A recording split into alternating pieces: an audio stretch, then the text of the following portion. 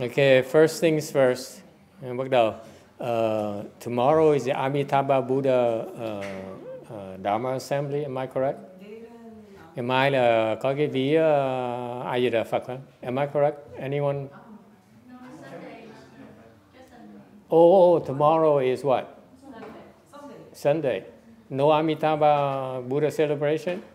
It should be one. Huh? No?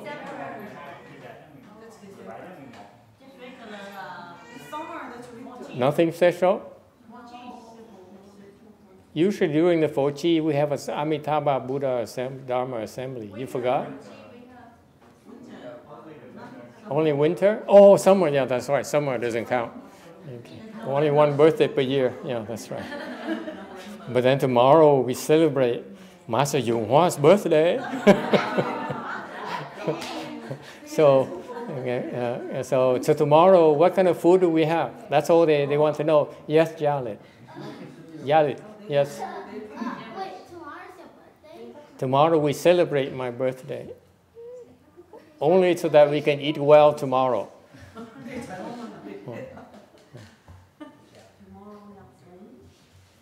I thought that true love usually comes the night before too. We'll cook special noodle tomorrow. See, I knew it. Yeah.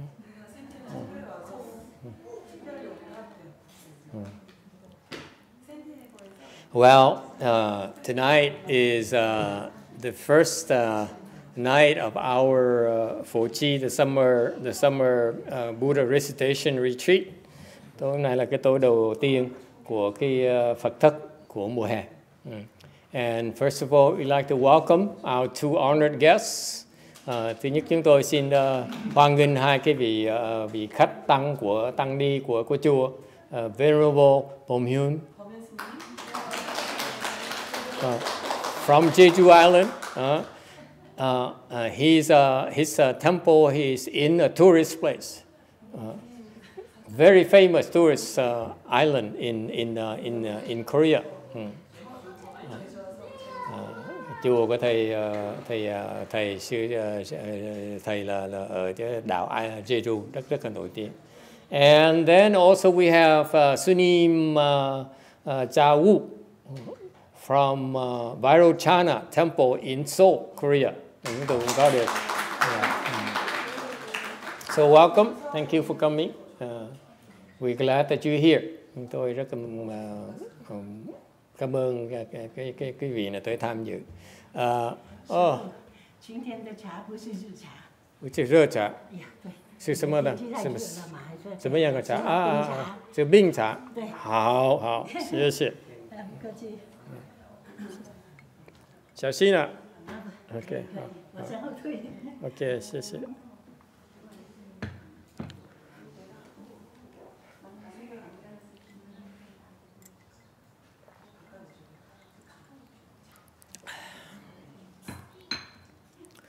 Venerable Cha Woo teaches many classes in Seoul. She's training a lot of nuns, helping train a lot of nuns in Korea.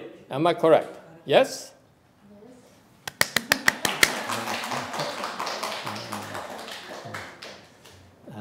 And Venerable Bom Hyun is Amita Sunim.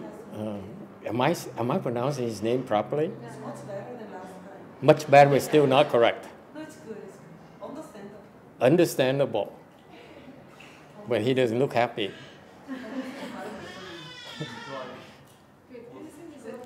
Good. Oh, thank you. I've been working. I've been practicing. Bom Hyun is Venerable Sunim has been a monk for how many years now? He's very old.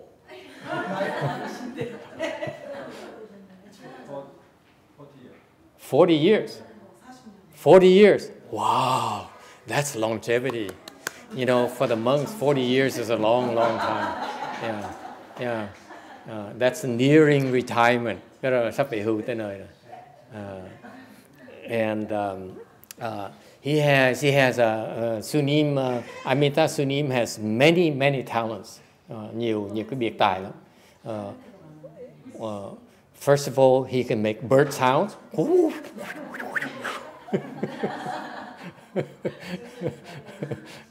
He's excellent at making bird sounds.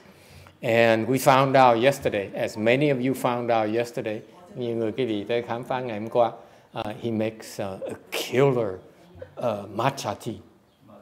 Yeah, matcha tea.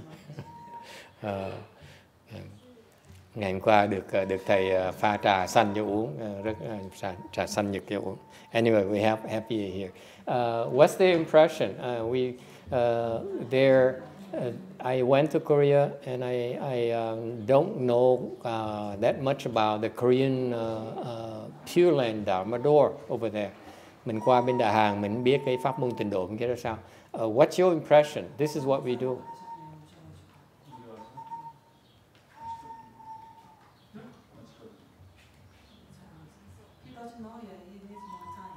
He needs one more time. He has 6 more days. There's nothing. Don't worry. This is only half a day. Doesn't quite count yet. This is like warming up. But Venerable Cha Wu, what do you think so far? What's your impression so far? So the Sanghas are very sincere and also they practice so well. Yeah, I got much of good impression. She says she likes the food very much. It seems like we go from one, we eat so many meals already. The evening ceremony is very kind of different because this is what we do. The typical Fochi, the Dharma we practice, the Pure Land practice, we practice is actually designed by the Chinese patriarchs. Okay? Cái pháp mà chúng ta tu về cái Phật thất này, cái pháp của mấy tổ sư người Tàu. And the Chinese are the one that really the patriarchs are the one that really more or less invented the Pure Land Dharma door. Thì ra là cái pháp môn tịnh độ là thực sự do những cái tổ sư người Tàu. And the one we're practicing right now comes from my late Chinese master, Master YongHua. Cái pháp chúng ta đang tu đây là từ cái chùa Ngài Tiên Hóa. My master, YongHua, is a recognized Chan and Mahayana patriarch. Okay. Ngài Tiên Hóa là một cái vị được công nhận. He was a Chan, Wei Yang Chan patriarch from the Wei Yang lineage, recognized by his predecessor, Master Xu Yun. Ngài đã được Ngài Hư Vân thừa nhận, chứng nhận đây là một cái tổ sư dòng Quy Ngưỡng và dòng của chánh pháp luôn. Alright. So he's a patriarch of both Chan patriarch and the Orthodox Buddhism patriarch, the main line. Thì Phật giáo mình là có cái dòng chánh pháp là một dòng duy nhất. In Buddhism, in Mahayana, only one lineage. Bên Phật pháp mình có một cái dòng thôi. It came from Shakyamuni Buddha, từ Ngài Thích Ca Mâu Ni Phật tới Mahakayip. He went to Mahakasyapa in India, and transferred to China by Bodhidharma. Bắt đầu từ Ngài Mahakayip rồi được Ngài Bồ Đề Đạt Ma đem qua Trung Hoa. And then continue until my late teacher, Master YongHua, cho tới Ngài Hư Vân, Ngài Tiên Hóa, who took it from Master Xu Yun. Okay, so these are the recognized patriarchs of Mahayana. Đây là những cái vị tổ sư của dòng đại thừa của mình. Alright. And what I hope to be the case, I expect it to be the case, is in the future, Master YongHua will also be recognized as a Pure Land patriarch as well. Thầy rất hy vọng và tin rằng trong tương lai Ngài Tiên Hóa sẽ được thừa nhận, được người ta công nhận đây là một cái vị tổ sư cái dòng Tịnh Độ Tông. Okay. I'm not sure how it works, how they're recognized. Thầy không biết làm sao cái Tịnh Độ Tông, mấy cái tổ sư được thừa nhận. Does anyone know? Có ai biết không? I have no clue. Why they recognize some monks as patriarch of Pure Land? Usually after the facts, after they dead, then they recognize, they voted in as patriarch. Tại sao khi những vị cái sư nào mà chết rồi, người ta mới thừa nhận là công nhận là tổ sư về Tịnh Độ Tông. Okay? Anyone knows who I biết không? We need to do some research. Does she know? Does Ru Ching know? She's just gabbing with you. Huh? Okay. We need, I hope to, yes. One way to look is if your body doesn't go back, like if they pass away and they're still in full bliss. That's one way they determine that they're soul cultivated. It doesn't mean many Chan monks have that. I'm talking about Pure Land Patriarch, which is a big contribution about teachings in Pure Land. So it's quite different from Chan. Okay. Thầy không biết làm sao bên Tịnh Độ Tông nó được thừa nhận. All I know is that I learned a lot from a late master, Master YongHua, tại cái Tịnh Độ mà thầy học được từ Ngài Tiến Hóa. And I admit to you that a lot of his teachings are very profound. It's very simple teachings, and yet it's people don't catch it as a Pure Land teachings. Những cái pháp Ngài Tiến Hóa dạy đó, nó bề ngoài nó rất là giản dị. Thiệt ra cái đó là những cái bài cái pháp lý rất là thâm sâu của Đại thừa, gì đó Tịnh Độ Tông Đại thừa. And that's why that's helped me realize that my Pure Land Dharma is still contained within his. Thầy biết là cái pháp Tịnh Độ của thầy dạy cái vị đây nó nằm trong cái pháp Tịnh Độ Ngài Tiến Hóa. Okay? So I realize his Pure Land teaching is very, very profound. Thầy biết cái pháp môn Tịnh Độ Ngài Tiến Hóa rất là thâm sâu. A lot more than his students realize, his Hằng students realize. Thâm sâu hơn là cái bên họ Hằng họ biết nữa. Họ được thấy được cái chuyện đó. Okay? Very, very profound. And that's why I expect him to be a recognized patriarch. And I'll be the first one to nominate him. Thầy nếu trong tương lai mình có cơ duyên, thầy sẽ xin đề cử Ngài Tiến Hóa là vị tổ sư Tịnh Độ. His Pure Land is incredible. It's so profound. Cái pháp Tịnh Độ Ngài Tiến Hóa dễ sợ. Okay? It's unlike a lot of famous Pure Land teachers nowadays. Cái pháp Ngài Tiến Hóa nó cao siêu, nó thâm sâu hơn tất cả những cái pháp Tịnh Độ mà những cái vị Tịnh Độ sư Tịnh Độ Tông bây giờ có. I give you an example. Cho cái ví dụ.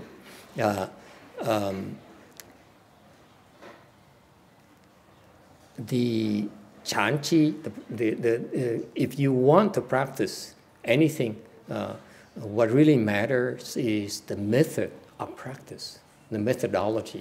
Khi mình muốn tu cái gì, phải nhìn thấy cái phương pháp tu luyện người ta ra sao. Okay? And I've looked at my late Chinese teacher's Pure Land Dharma methodology. Thầy nhìn thấy cái pháp Ngài Tiến Hóa, pháp Tịnh Độ Ngài Tiến Hóa. I realized that a lot of his disciples practice reciting Buddha's name. Rất nhiều đệ tử Ngài Tiến Hóa niệm Phật. And yet they became fourth stage arhats and higher. Họ chỉ niệm Phật thôi. They attend morning ceremony and evening ceremony. Buổi sáng làm công phu khuya, buổi tối làm công phu tối, công phu chiều. And then they are allowed to recite the Buddha's name. Rồi họ được dạy, họ được phép niệm Phật cả ngày. And they became fourth stage arhats and higher. Và họ đắc được tứ quả La Hán và cao hơn nữa. Okay, which cannot be said with the other Pure Land teachers. Những cái vị sư Tịnh Độ khác á, mà bây giờ cái vị biết đó, họ không có học trò như vậy. Tịnh Độ họ cũng không tới được học trò như vậy luôn. They're not even at that level. Okay, so that is why the methodology, if it's a good method of practice, it speaks for itself. It produces results. Cái phương pháp nó đúng, nó tạo kết quả. Okay, it's not just talk, không phải nói không. Wishful thinking. Actually, the method really works, and a lot of a lot of the people that he helped go to the Pure Land actually went to the Pure Land. Và cái mà quan trọng cho quý vị là những cái người đệ tử Ngài Thiên Hóa mà Ngài quyết định giúp họ đi Tây Phương Cực Lạc, họ qua Tây Phương Cực Lạc được. Okay, the people he decided to help go to the Pure Land, they went to the Pure Land. Tất cả những người mà Ngài quyết định giúp họ qua Tây Phương Cực Lạc đều qua Tây Phương Cực Lạc hết. Okay, what else you want? Còn gì nữa đâu? Okay, questions? Ai thắc mắc gì không?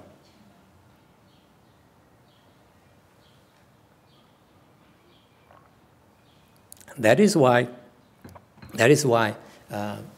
as I started teaching Pure Land, bởi vì khi thầy bắt đầu dạy cái pháp môn tịnh độ, I decided to imitate his Pure Land methodology. Thầy quyết định bắt chước cái pháp tịnh độ Ngài Thiên Hóa. Until I understand it, until that we find even a better methodology. Okay. Cho tới thành thầy quyết định dùng pháp này tới khi mình tìm được cái pháp nào hay hơn nữa. Okay, meaning that something that produces people at a higher level. Có nghĩa là có nhiều người có thể tu cái pháp mà tới trình độ cao hơn nữa. Alright. Questions? No? No problem?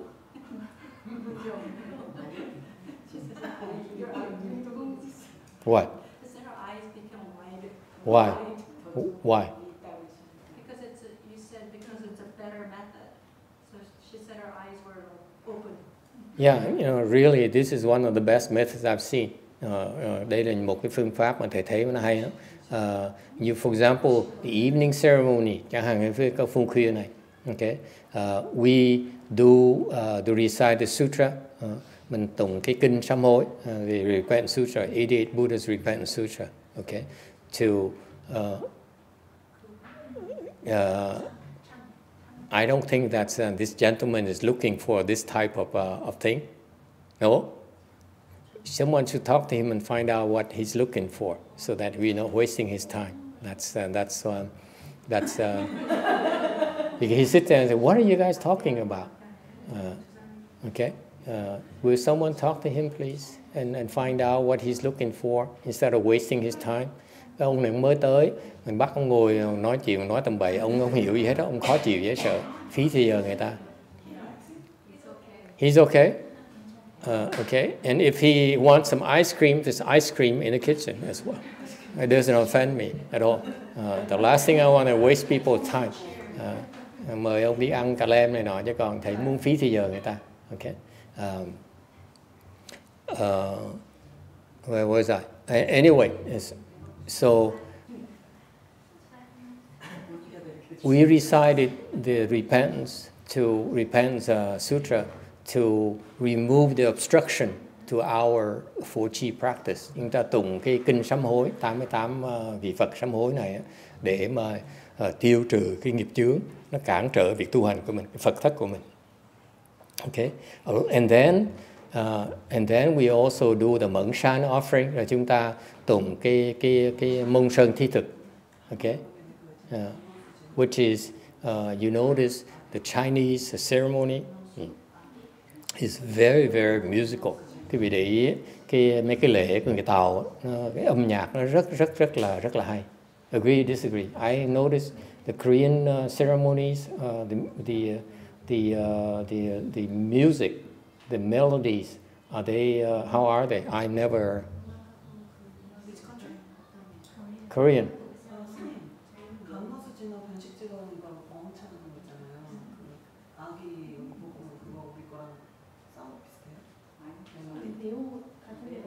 내용은 비슷해요?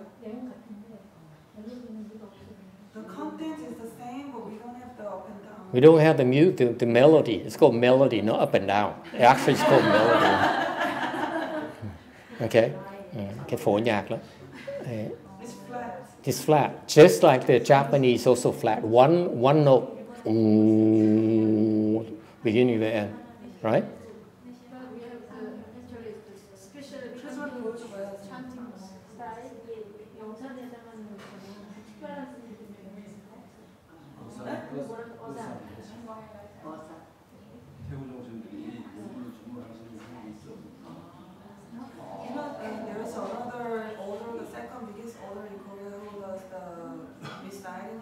They're specialized in doing more recitation. But it's not as musical, as melodious as. Musical, it's not like here. Musical, but more deep and long. You know, actually, one sound, but we don't. They make sound really kind of like long, like only one word, one Yeah. sound. Sometimes 1 minute and something is really long. We can do 1 minute. Just kidding. Yeah. But normally, There's a reason for doing that. I'm not teaching my students yet. There's a reason for you to do very long, prolong the notes and make it last very long. Take few breaths. Okay. Có cái lý do mà khi cái vị tụng tán đó, mà cái hơi nó dài, nó có lý do đấy. Mà thầy chưa dạy cái vị. Okay. Eventually they figure it out. Next 20 years or so. Huh? normal lay people, they Yeah. can't bear the long sound. Yeah, the lay people don't, they cannot do the long notes at all, because it requires a special training before they get there. Okay.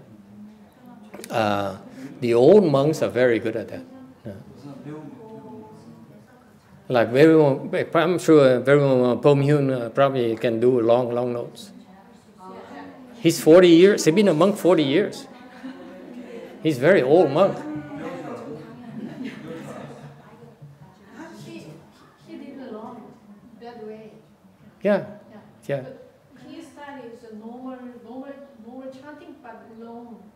Right.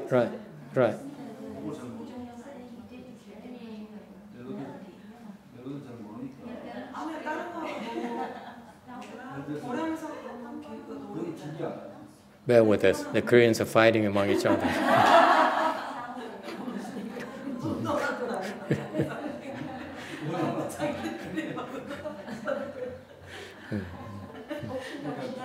그 의산에서 나무함이 할 때,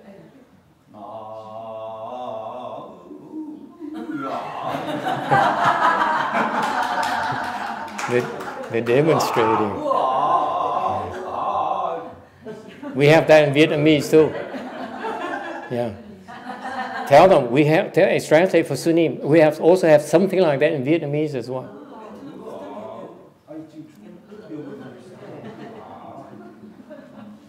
Right? Yes. It's called hát bội. It's Beijing Chu. Yeah, the opera, the Beijing opera.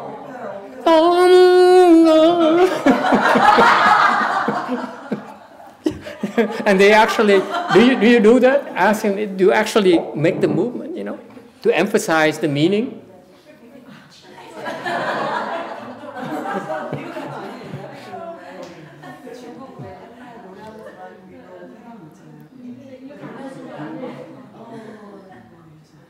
No, they don't have it in see?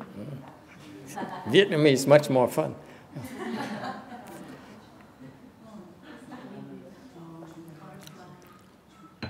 So, interestingly, the Chinese ceremonies are very, very musical. Cái lễ người Hoa đó, cái phổ nhạc nó rất là hay. You know why? Quý vị biết tại sao không?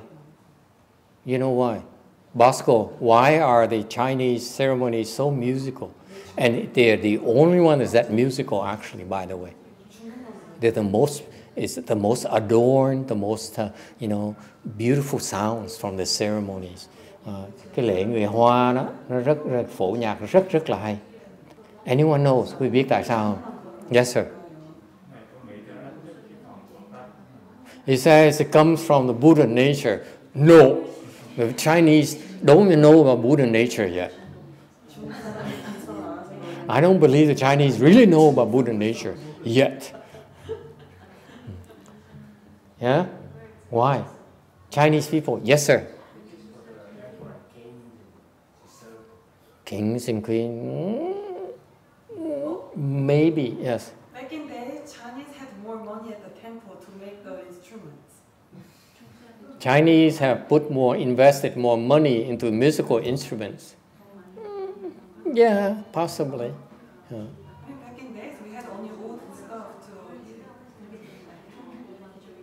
to. I believe the Chinese cheated. Just keep it among ourselves, okay? Do not tell them, okay? Đừng có nói người Tàu biết, okay? The Chinese cheated. Okay, you know why? Yes. Con nghĩ là tại vì người Tàu chú trọng vào cái pháp tu đại chúng, cho nên để làm cái âm nhạc nó hay thì đông người ta tu lên. No. The real reason is that I believe the Chinese have a lot of enlightened monks and nuns. Okay. Người Hoa đó, cái lịch sử đại Phật giáo người Tàu đó có rất nhiều người tăng mà đã đắc giác ngộ. They're enlightened. Okay. And so yes. What? Yeah, they created all this music to make the ceremony much more adorned. The sound, one way to adorn the ceremonies is the music, the melodies. Yes? Thành ra những cái vị Bồ Tát, người Tàu đó, ta khiến cái lễ nó trang nghiêm bằng cách cái phổ nhạc nó rất là hay. Okay? So they relied on bodhisattvas to create the ceremonies. We don't have bodhisattvas in Vietnam or in Japan, for example. That's why the ceremony is one tone. The Japanese ceremony is one note, just like the Korean ceremonies. Yes? Như cái lễ của người Nhật với người Đại Hàn giống nhau, họ chỉ làm một cái gì đó, một cái âm thanh thôi, không có thay đổi gì hết đó. Whereas the Chinese has a lot of up and down. It's very, very adorned. So many ceremonies. Chinese ceremonies is so adorned. Cái người Tàu đó, rất nhiều cái lễ mà rất là phổ nhạc rất là hay. Okay, it comes from the Bodhisattva, từ những cái vị Bồ Tát tới. Okay, and since they're bodhisattvas, they probably went to the heavens and borrowed heavenly music. That's why I feel personally. Thầy nghĩ chắc mấy Bồ Tát bay lên trời, nghe nhạc trời xong về xuống Bất Chước. Because it is said, heavenly music is much better than the music in our realm. Tại người ta nói rằng cái nhạc trên cõi trời đó hay hơn nhạc ở cõi nhân gian mình nhiều. Much better. Okay, so you go up there and no rap music. Okay, cõi trời không có cái nhạc rap. They listen to the Beatles. They say, you call this music? Okay, họ nghe những cái nhạc như nhạc Beatles, mấy nhạc Inger, gì đó, Tom Jones. Họ nói cái này mà nhạc, cái việc qua là nhạc. It's not. So heavenly music is far, far superior. Okay, so this is why this is my attitude. When you learn something, okay, it's very, very Buddhist. Đây là cái thái độ mà thầy học từ bên Phật giáo mình. Why is it Buddhist? Tại sao là Phật giáo? Because that's what Shakyamuni Buddha did. Đấy là tại vì ngài Thích Ca Mâu Ni làm như vậy. You remember what he did? Nhớ không? No, he didn't play the flute. What are you talking about?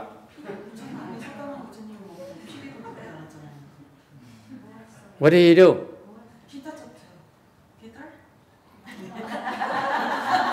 There's no guitar back then. Guitar is a European thing. Flamenco, I think. What did Shakyamuni Buddha do? Làm cái gì? What did the Buddha do? That's so Buddhist. Very, very Buddhist. Before he became a Buddha, what did he do? Trước khi mà thành lập, ngài làm cái gì? Anyone? What did he do after he became a shramana? After he shaved his head, he became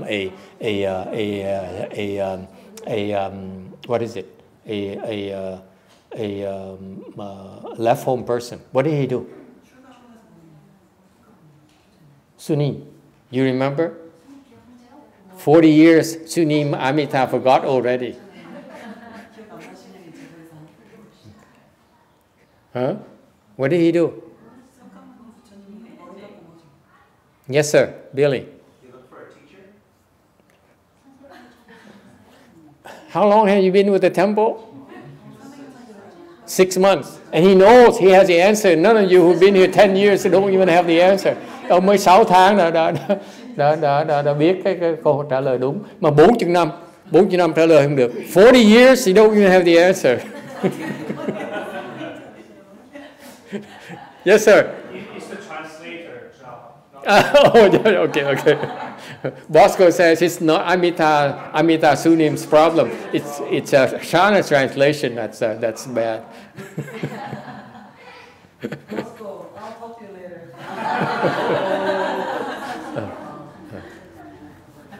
What Shakyamuni Buddha did is very, very, very Buddhist, is that he looked for the best teacher available. Ngài Thích Ca Mâu Ni Phật á, Ngài làm một cái mà rất là Phật giáo, là Ngài tìm một người thầy mà giỏi nhất có thể kiếm được. Okay? That day, that was the one teacher very famous. He went there and learned from him. Ngài tới đó học cái vị thầy đó. After 1 year, sau 1 năm, he realized he's the same or at least the same level as his teacher. Sau 1 năm trời học với cái vị sư đó, vị ngoại đạo đó đấy, Ngài khám phá rồi học trò mình ngang ngửa với ông. How did he find out? Sao biết được? Because when that teacher's pupils had problems and came and asked for a solution, Shakyamuni Buddha's solution is slightly better than his teacher's. Sao biết là hơn thầy mình? Tại vì lúc mà những học trò khác của ông sư đó, ông sư đó mà tới hỏi có vấn đề mà tới hỏi giúp đỡ, thì cái giải đáp của Ngài Thích Ca Mâu Ni hay hơn là giải đáp của ông thầy của ông. So that's why Shakyamuni Buddha said, since my solution is better, I should go to find a better teacher.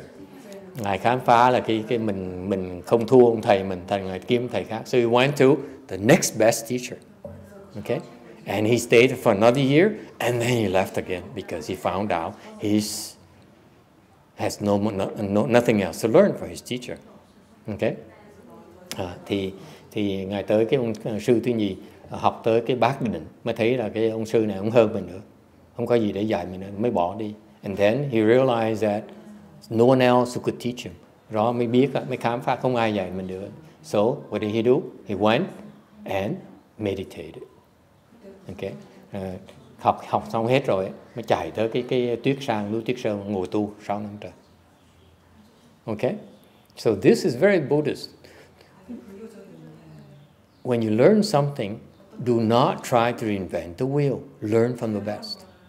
Thành ra cái tinh thần Phật giáo mình như vậy đó. Mình học cái gì đó, đừng có là học, đừng có chế làm cái gì, tìm người thầy giỏi nhất mà học cái đã.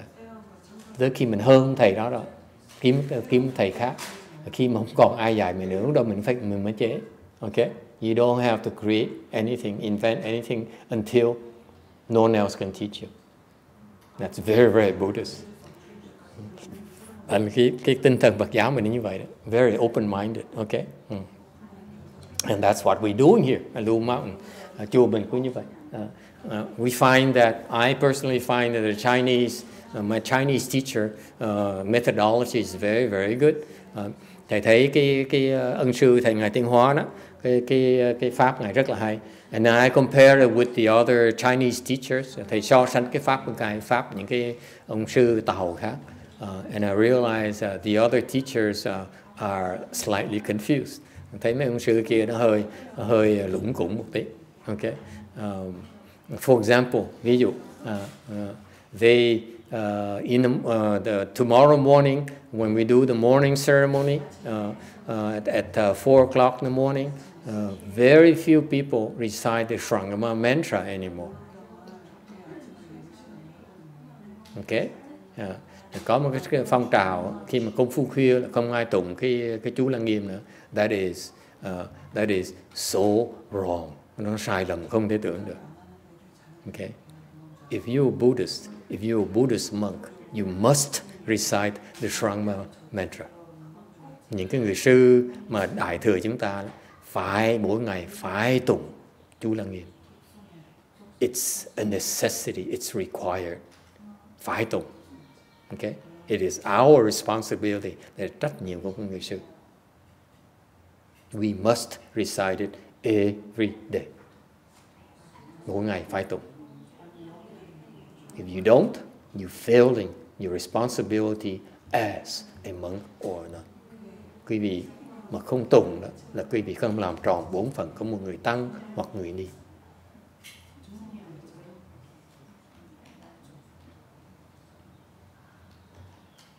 Okay, so you see immediately when I see the other approaches, I say no, this is wrong.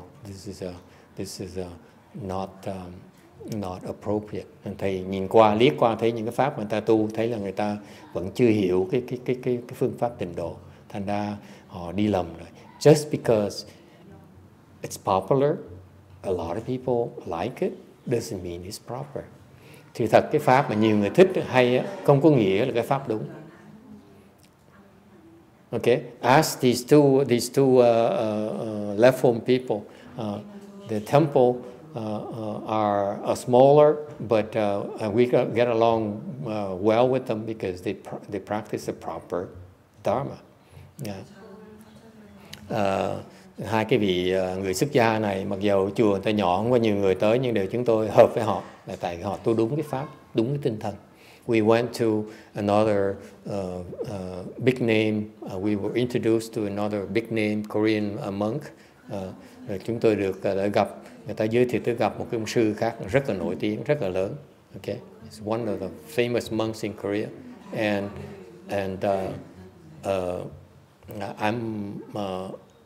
I'm not impressed at all. I feel that he doesn't quite understand meditation, let alone Mahayana. Thầy cả cá nhân thầy thấy cái ông sư này đó, mặc dù nổi tiếng, rất nhiều người theo, rất giàu có, nhưng đều ông về vẫn chưa hiểu thiền, vẫn chưa hiểu được cái pháp môn Đại thừa. Okay? Are you asking who it is?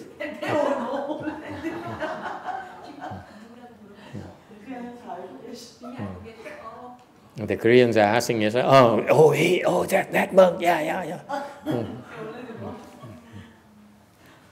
He's confused like hell. Doesn't understand meditation at all. Cái ông sư này nổi tiếng dễ sợ lắm, mà cứ khoe khoang là tôi dạy thiền là nó không hiểu thiền mà đi dạy thiền. Tức cười như vậy. It's amazing.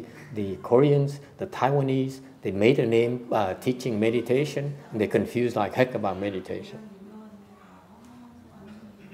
Những sư này họ nổi tiếng là tại vì họ là thiền sư mà không hiểu gì về thiền. They don't understand meditation at all. You ask me. Thầy hỏi, cái cá nhân thầy nghĩ là không hiểu cái pháp môn thiền hết. Giống như là những người thiền sư, pháp sư mà dạy về tịnh độ đó, không hiểu pháp môn tịnh độ. Just similarly, a lot of Pure Land monks and nuns and teachers, they don't understand Pure Land at all. After I looked at the way they teach Pure Land. Okay? All right. What we are doing is like Xian Ren just mentioned, pháp mình đang tu đây is called the Great Assembly Dharma. Cái pháp chúng ta tu đây gọi là pháp đại chúng. Okay? This is very Chinese. Này rất là Tàu. Yes? Yeah. Big assembly. Yeah. Big. Okay, not small. We are.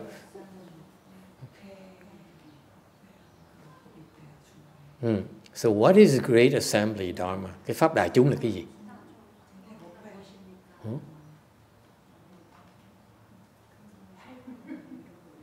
Master Xianche, what is the Great Assembly Dharma? I know you've been working all day, and it's good to have you here the lecture. What is the Great Assembly Dharma? Don't rest. Doing what everyone else does, following along. This guy just spoils all my fun.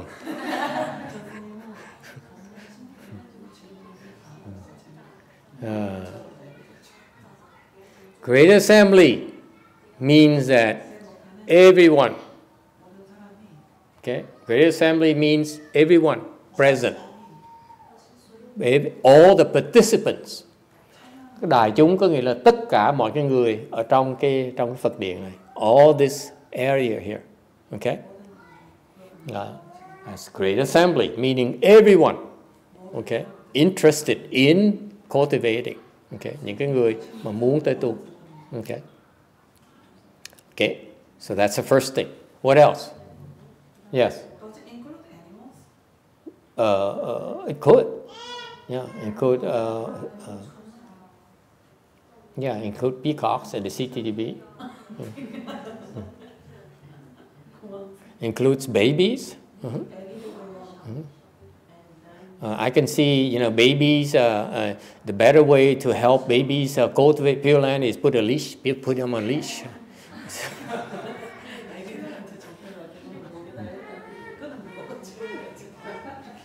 Yeah, a leash with the muzzle.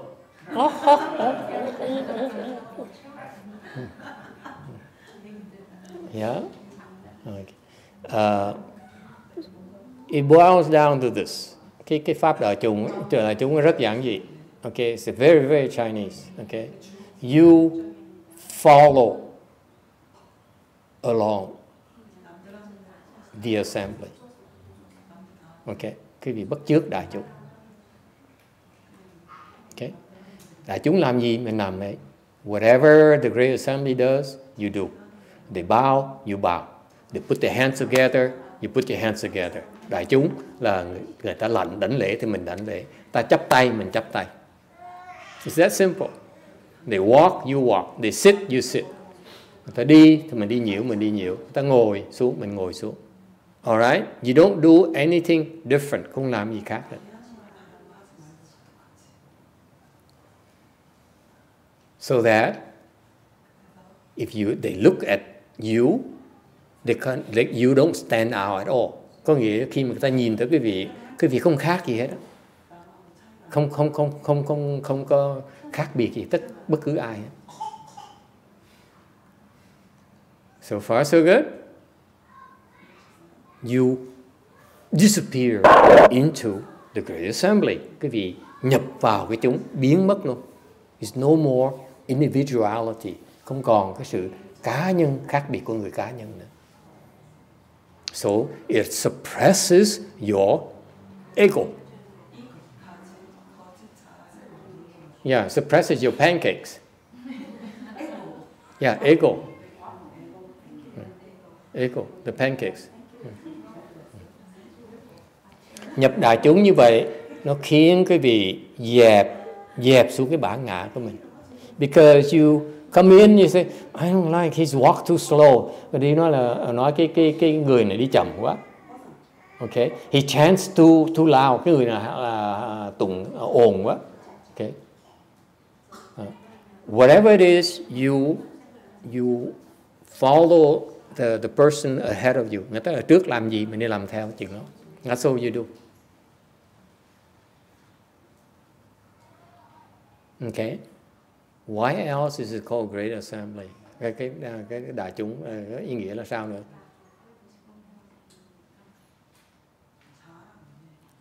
Yes. The great vehicle. Yes. Mahayana, only Mahayana we have this. Đại thừa mới có cái pháp này thôi. What else? Okay.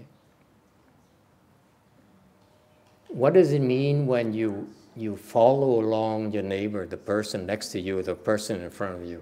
Cái người mình đi theo cái người trước mình thôi. Okay, nghĩa là sao? Meaning that very simple. You do not quit. Đừng có bỏ cuộc. You don't like it. Okay, I hated it. When I first started practicing at CTTB, I was bored. I didn't like it. I would sneak out and do something else. Have a cup of tea, have a Coke, have a smoke, something like that. Okay? You find excuses. Your mind finds excuses to sneak out. Go and check the audio video equipment here. Okay? Cái vị biết không? Cái lúc mà cái vị tu pháp đại chúng như vậy có bị cái cản trở. It's called karmic obstructions. Somehow thoughts arise in your mind, say, oh, let's do something else. I don't like it. Okay, this is boring. Cái nghiệp chướng cái vị nó khởi lên, nó khởi lên những cái tư tưởng mà khiến cái vị bỏ cuộc. Cái vì chạy ra nó tại vì tôi nhàm, tôi chán quá, tôi bận, I'm too busy, or this is really is a waste of my time. Okay, cái này mình không thích, cái này là phí thời giờ của mình. Alright, so this is what the first thing you teach people when they do Great Assembly Dharma is to resist those thoughts of leaving. Okay. Thành ra cái pháp đại chúng đầu tiên hết quý vị phải để ý, tu pháp đại chúng nghĩa là mình muốn bỏ cái đại chúng, lìa cái đại chúng. Đó là cái tư tưởng mình phải kháng cự lại. It's that simple. You keep fighting that thought. Những tư tưởng nó khởi lên như vậy mình chặn nó lại. Yes? It's that simple. Okay? Anything else?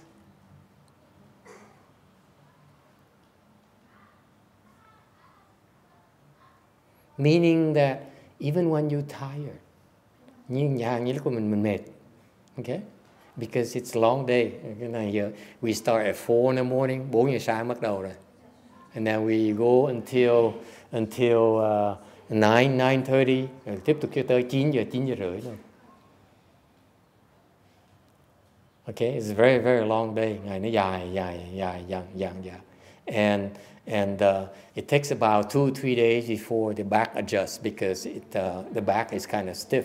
Okay, 2-3 ngày cái lưng quý vị nó bắt đầu nó bớt khó chịu. Yes, I don't know about you, my back bothers me right now. I would like to lie down. Cái lưng thầy nó hơi cứng tí, chẳng thầy muốn ngửa lên tí. Okay, yes or no? Anyone have a back problem? Feel something in the back? Not you, Chris. You've been working all day. That doesn't count. Anyone? Is the old monk tired?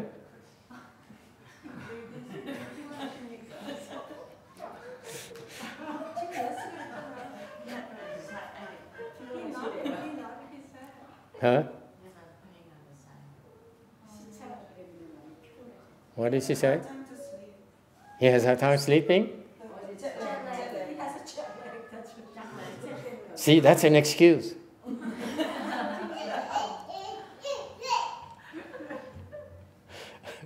Tội nghiệp ông sư này cái 63 tuổi hơn thầy 1 tuổi, thầy cứ chọc ông già hồi, ông sùng lắm. Đụng thầy chọc ông già. Okay. Yes. We're just having a short conversation, but he told me that he couldn't sleep at all last night. You couldn't sleep at all last night? Yeah. Too much tea? Too much green tea. I thought you guys went out last night. What time did you come back? Huh?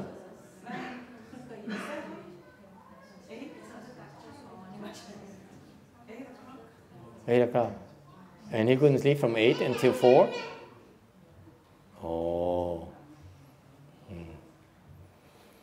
Oh well. Sure tried counting sheep.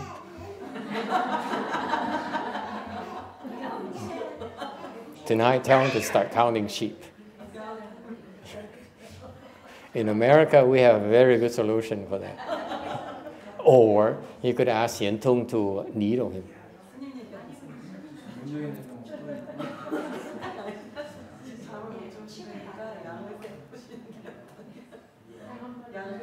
Hey, Hiển Thung, is there any acupuncture? Can you help people sleep? He's determined to sleep tonight.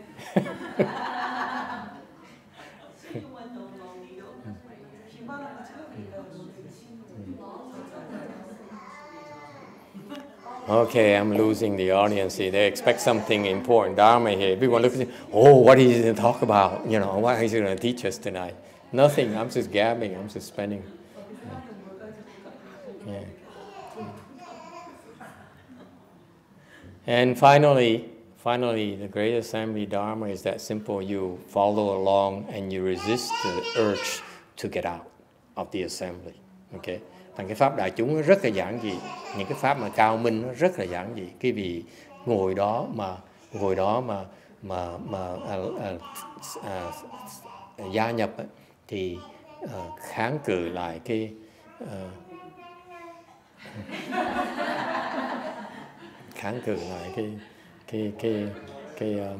Come here, boy. Come here.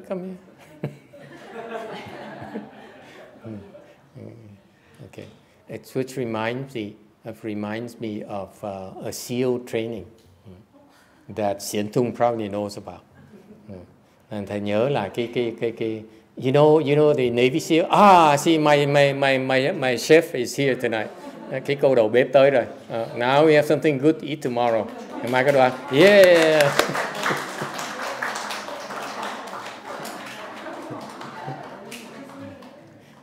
Give venerable Pom Hyun some tea. Give him some tea. Give him some tea. Offer him some tea.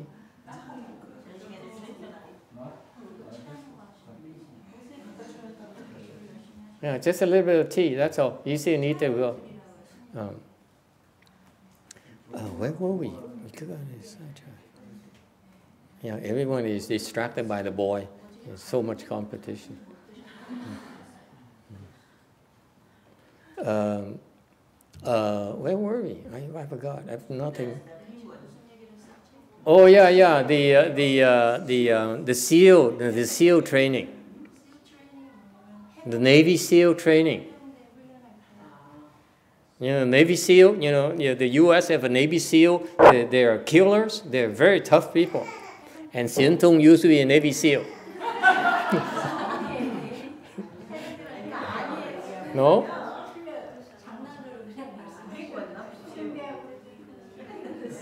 No, she's not a Navy SEAL.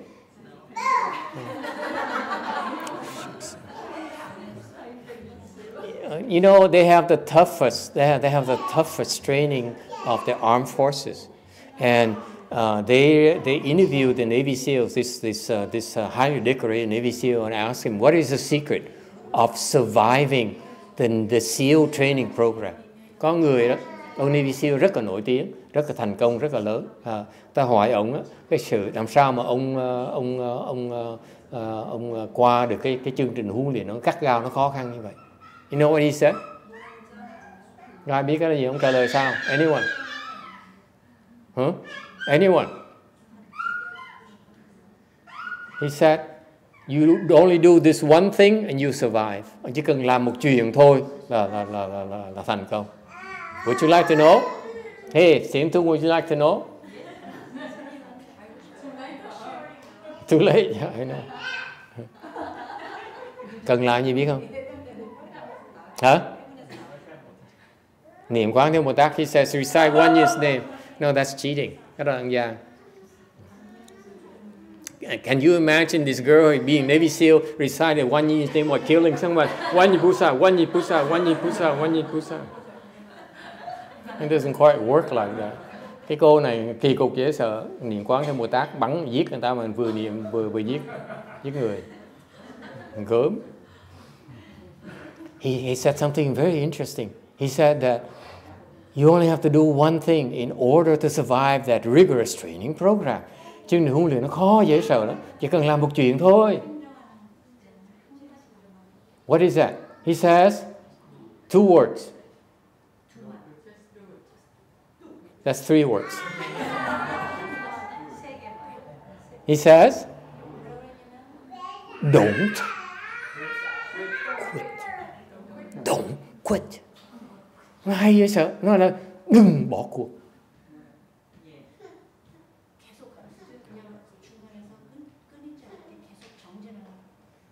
Because the training program they have is to push you to the limit until you tell yourself, I can't take this anymore. I quit. I give up. Yes? Penguin, yes? Quý vị thấy không? Cái trình huấn luyện như vậy, người ta đẩy quý vị tới hơi cái sức cuối cùng quý vị thôi. Cuối cùng quý vị tự nói là tôi hết sức rồi, tôi ngừng lại đây, tôi không muốn đi tiếp nữa. That's how people drop out. Họ bỏ cuộc như vậy đó. Same thing with the Great Assembly Dharma. Pháp đại chúng nó cũng như vậy đó. Okay? It's just as challenging. Quý vị đừng có tưởng nó dễ hơn đâu. It's very, very challenging. Cái pháp đại chúng nó rất là khó tu. I assure you. I assure you it is so difficult to be able to go this thing here for 7 days in a row. Quý vị biết không? Ngồi tham dự cái này 7 ngày liên tiếp mà không bỏ một cái thời nào ấy là nó khó dễ sợ. For you not to miss any single section, okay, for 7 days is extremely difficult. Nó khó dễ sợ. Okay, somebody says, "Wow, no, I will not quit." I said, "Too late. You quit today already." It's very, very difficult. So this is the nature of cultivation. Nó tu hành nó như vậy thôi. Mình tự ý bỏ cuộc. You decide to drop out. Because there's so much internal struggle up here. Tại vì trong óc quý vị nó ồn quá đây. It's too noisy up here. You decide to get divorced. Quý vị quyết định là mình nên ly dị. Okay? You decide to give up. Mình tự quyết định là bỏ cuộc. Okay? It's you. And you say, I give up because he's a bad husband. Tôi bỏ cuộc tại vì ông chồng tôi ác quá, xấu quá. Okay? Yes or no?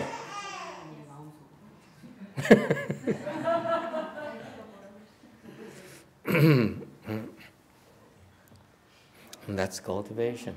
Hang in there. Cái vị ngồi đó.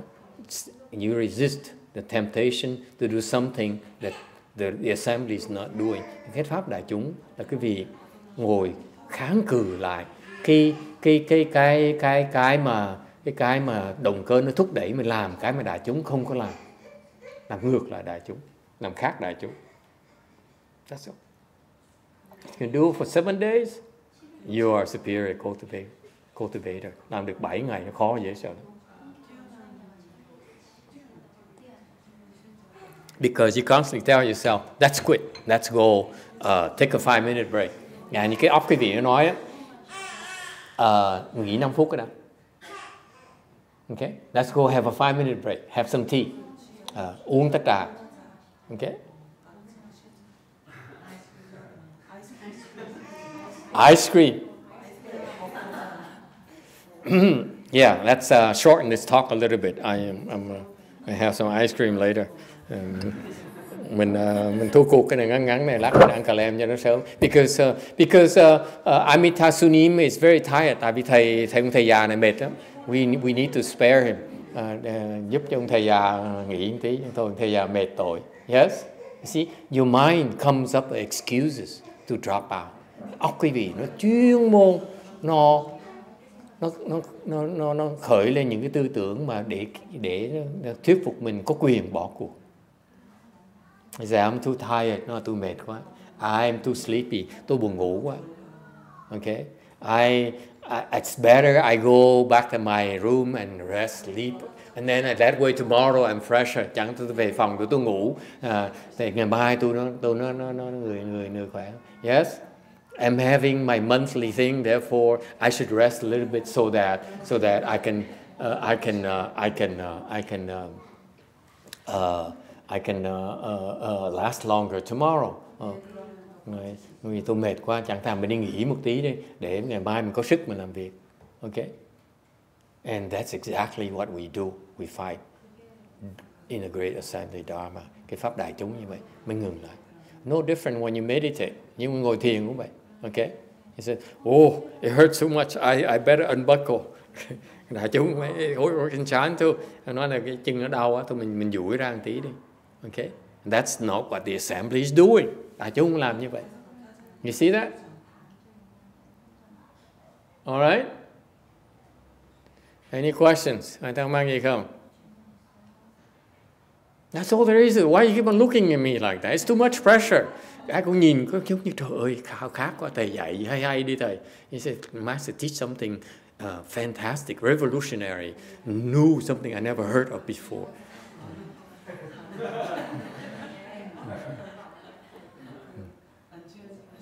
So much pressure, áp lực nhiều quá. Tomorrow night, Master Xian Trừ will speak Dharma. Tối mai thầy Hiền Trì sẽ nói pháp. I quit.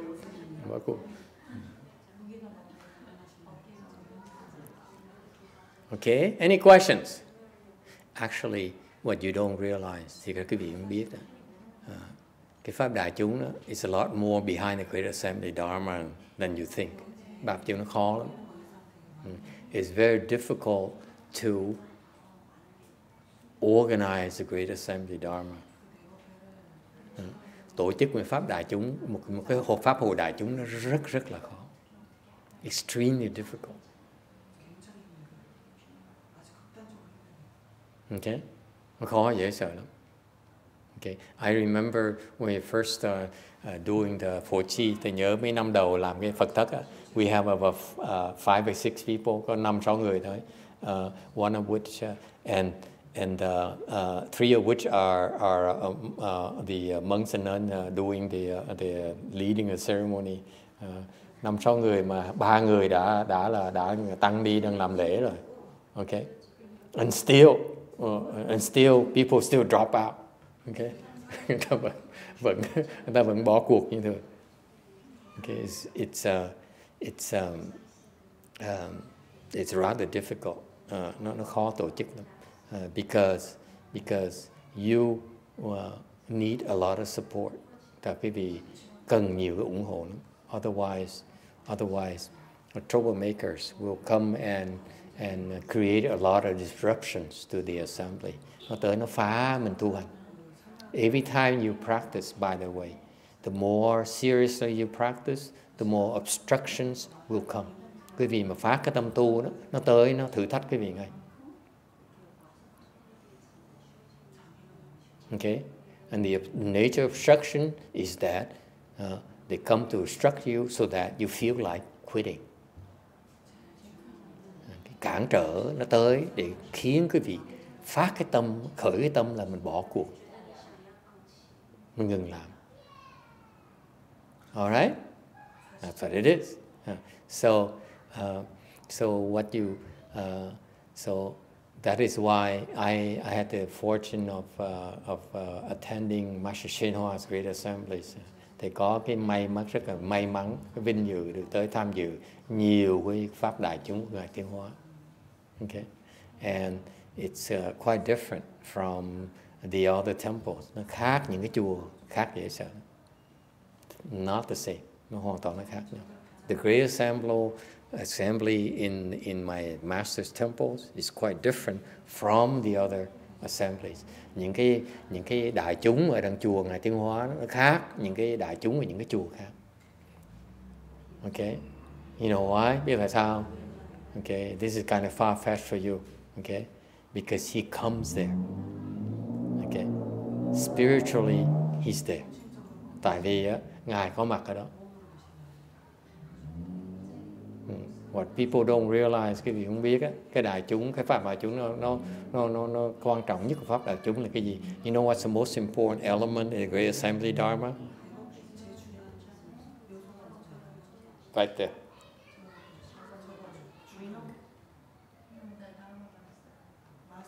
The Dharma host, right there.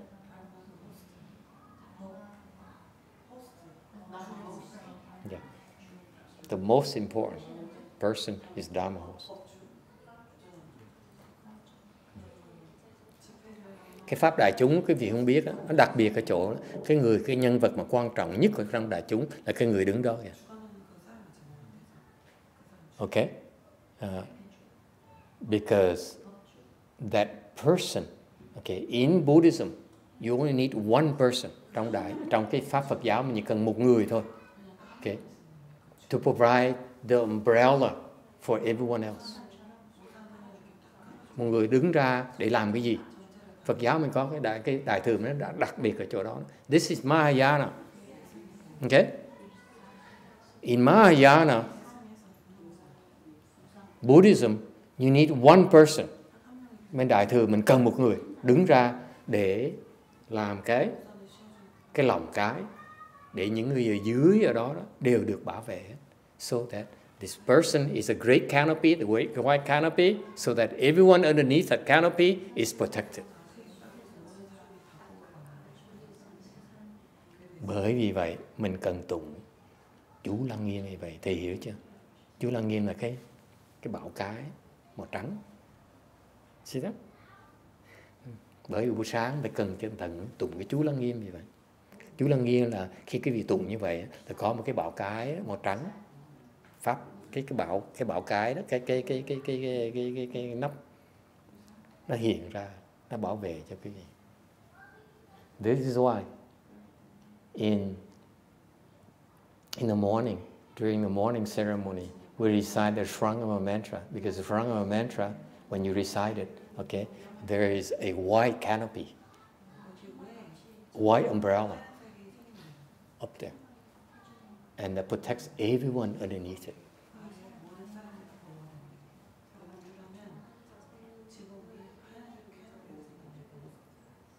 Thì nó hiện ra như vậy thì những người quý vị được bảo vệ thì quý vị mới có thể được yên tâm mà tu hơn. That way you receive protection in your practice. It's called Buddhism for a reason, because of all these forces that we call upon to assist us in our practice. Tại cái Phật giáo mình nó gọi Phật giáo tại vì mình có cái pháp để mình kêu những cái thiên lăng bát bộ tới để bảo vệ cho mình. Có những cái pháp để nó tạo cái sự an ninh, trật tự trong môi trường mình tu mới được.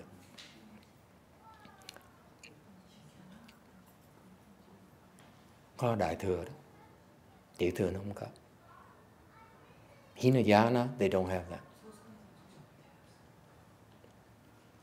Okay? Because in Mahayana, you cannot become enlightened unless you receive protection. Bên Đại Thừa chúng ta đó, quý vị muốn đắc giác ngộ đó, okay, thì phải cần cái sự bảo vệ mới đắc giác ngộ nổi.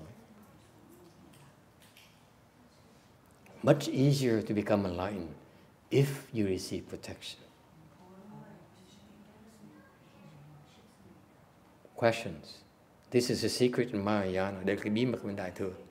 We have that. That is why. Yes. Dạ thầy, nếu mà cái vị pháp chủ đó thầy nói là rất là quan trọng, nhưng mà đằng sau lưng cái vị pháp chủ đó có một cái tập thể nào để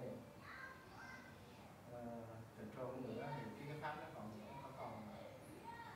cái người pháp chủ là cái người mà đem tới cái bảo vệ đó, phải biết cách đem bảo vệ. Thanh chả hàng như con biết những cái chùa mà người ta không hiểu cái pháp đó đó, chả không tụng cái chú Lăng Nghiêm nữa.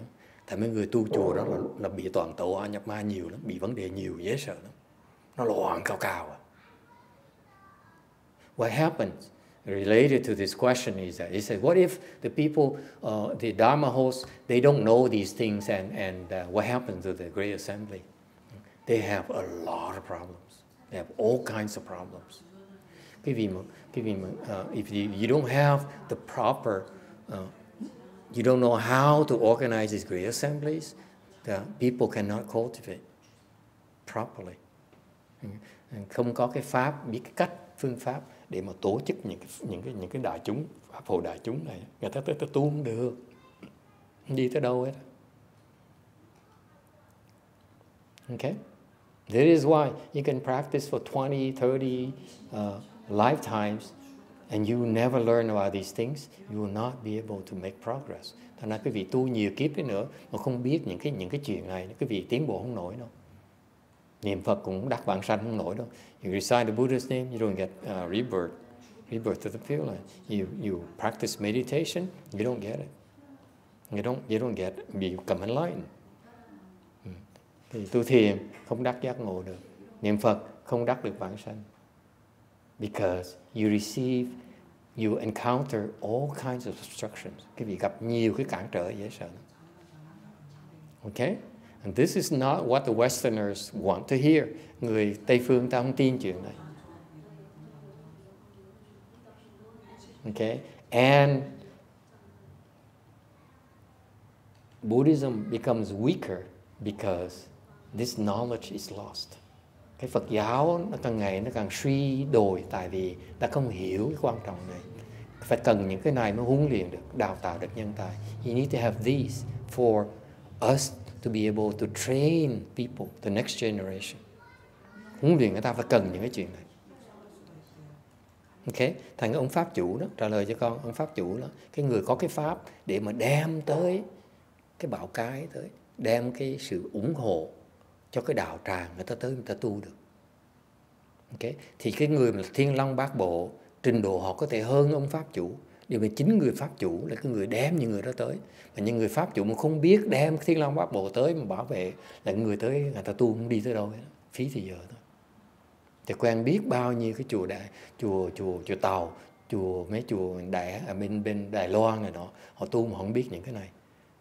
Thành ra thầy để ý mấy ông thầy tu 10 năm trời, 10 mấy năm trời không đi tới đâu hết. So I noticed that, I observed this in the Chinese temples, in the Vietnamese temples, in Taiwanese temples. Okay, they don't have this. That's why the people, they get nowhere. The practice in their practice. And this is why the knowledge gets lost. It doesn't get transmitted to the next generation. Okay, so the next generation only learns the superficial and the worldly knowledge instead of these spiritual secrets. They are the core training of Mahayana. Thành ra cái đời sau không được truyền những cái pháp này, ta học toàn cái pháp ngoài da không. Pháp là pháp mà để mà đi khoe người ta, nhưng còn không biết những cái bí mật của cái linh thiêng của đại thừa. Yes, ma'am.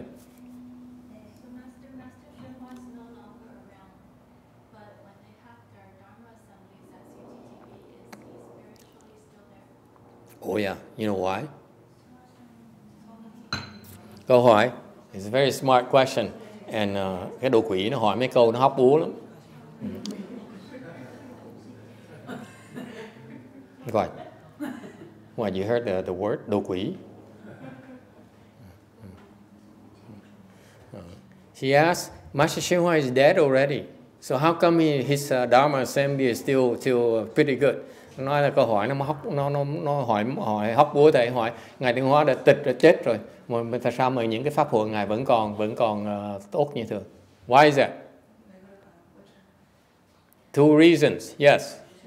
Con nghĩ là tịch là đối với cái xác thân mình thôi, chứ còn Hòa thượng chỉ chuyển một cái form qua cái khác thôi. Bằng chứng là các đây là tôi tụng chú là nghiêm học tôi Hòa thượng tới mặc áo đỏ đàng hoàng, đâu có chết đâu.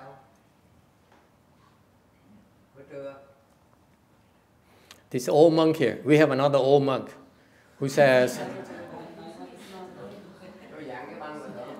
this monk is older than the other monk. He's older than Amita Sunim. Okay. He says that he was reciting the Shrangma mantra in his room, and he saw Master YongHua wearing his red sash coming. Ông sư già này còn già hơn ông sư Đại Hàn nữa. Ông nói là tôi tụng với chú Lăng Nghiêm trong phòng của tôi đó, tôi thấy Hòa thượng Tuyên Hóa mặc áo đỏ tới.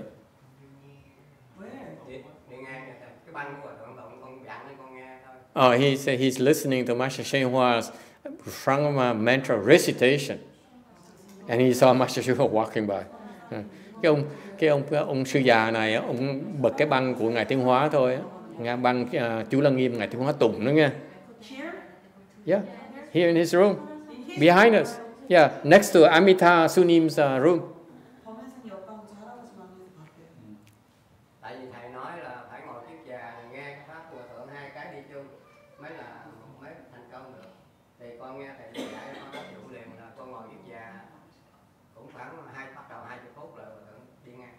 So he said he obeyed my instruction. He said you should cross your legs in full lotus and listen. Even when you listen to the tape, you still need to cross your legs. So he did that. Cross his leg, turn on the tape of Master YongHua's recitation of Shrangma mantra. 20 minutes later, he saw Master YongHua walking by. He said, "What are you doing, boy?"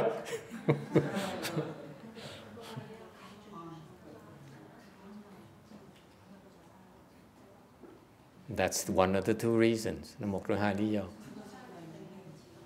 The reason that even though Master YongHua is gone, lý do thứ nhất, mặc dầu ngài Tuyên Hóa, ngài đã tịch rồi, okay. However, his Dharma assemblies are still very, very strong. Như cái pháp hội của những cái đạo tràng ngài rất là mạnh, rất là tốt. Why is that? Tại sao như vậy? Yes. Because of his Because they said, Master YongHua help us. Shifu help us. That's what they did. That's what the Dharma host does. He says, Master YongHua, Shifu, Shangren, please help us. That's all there is to.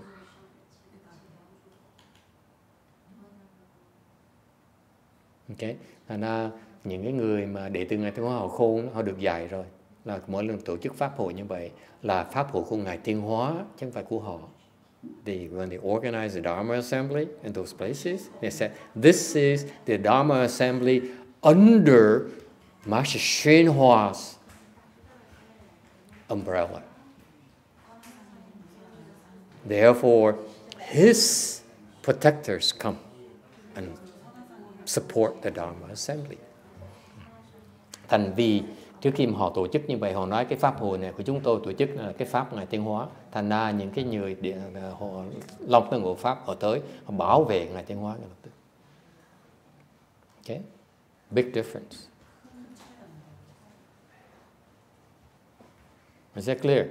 This is what the Chinese have that we don't have. Người Tàu nó có đó, mình không có. Yes. If the Dharma host went to Pure Land, can he still help? Yeah, of course. From there? Sure. I know, but they're already Pure Land. They will not get through. I can tell you, but Master YongHua, he's in the Pure Land, he still can help. Câu hỏi là người ta đi Tây Phương Cực Lạc rồi tới còn giúp ở đây được không? Thầy nói được chứ. Thầy nói thẳng cái vị Ngài Tiên Hóa, Ngài ở Tây Phương Cực Lạc như đây, Ngài vẫn giúp ở đây được như thế. He's a different level than you are. Trình độ Ngài khác trình độ mình. Yes, sir.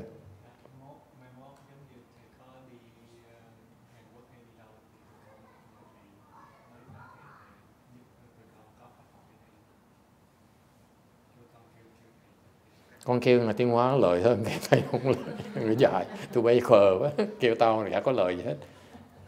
He says, when you go somewhere else, can we have a Dharma assembly here, Blue Mountain Temple? Can you still help us? I said, what kind of stupid question is that? You should call Master YongHua. The protection is much better. So that's the number one reason. Their way places, these people, not way places, even the people who are not Master YongHua disciples, who says, Master YongHua, we're practicing your Dharma, please help us. He will come and help you. Thầy nói cái này cho quý vị biết, ok? Chẳng phải thầy giấu cái bí mật đâu, ok? Là những cái người mà không phải đệ tử Ngài Tiên Hóa nữa mà nói Ngài Tiên Hóa chúng tôi muốn tu cái pháp Đại Thừa này, cúi đầu mong Ngài tới ủng hộ cho chúng tôi, là Ngài tới Ngài ủng hộ quý vị Ngài. He'll come and support you. You don't need to be a disciple. Không cần phải là người đệ tử. Okay? You don't have to be a disciple. You don't even have to be Chinese.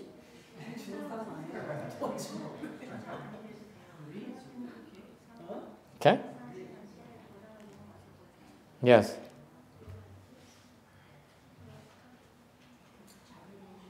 So Master, I realized that when you're not here and I'm in the front, I realized that I'm more scattered. Is it because we didn't ask for help? But like if you're standing here, I realize that I'm calm. Yeah, because you mess up, I beat up on you. That's why.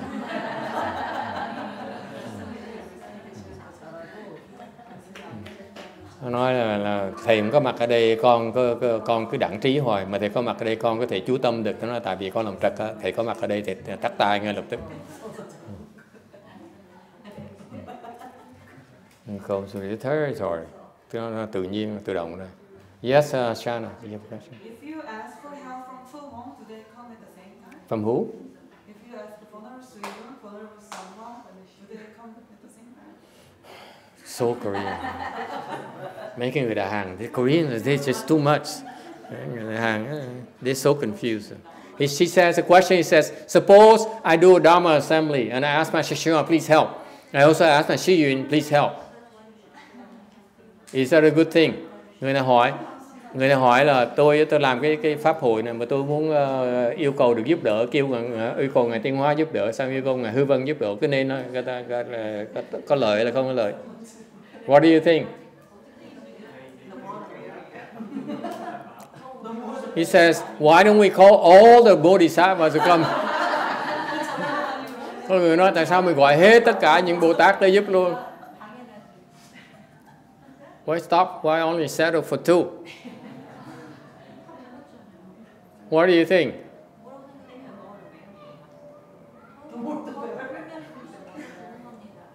Yes. Hả? Không phải lúc đó. Lúc mà tao nhắm mắt á. Lúc mà tao nhắm mắt. Sư phụ giúp con.